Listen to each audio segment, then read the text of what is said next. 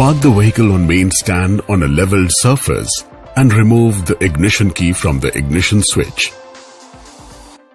Remove the seat if required. Now remove the side cover carefully. Disconnect the battery negative cable terminal using a screwdriver. It is usually black or green in color.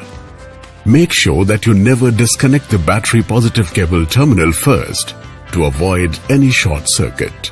Now remove the battery positive cable terminal, which is usually red in color. Once both the battery cable terminals are disconnected, apply petroleum jelly on the battery terminals and wire terminals to avoid rusting. Install the side cover and seat properly. Once you resume your normal life, install the battery terminal carefully before next ride.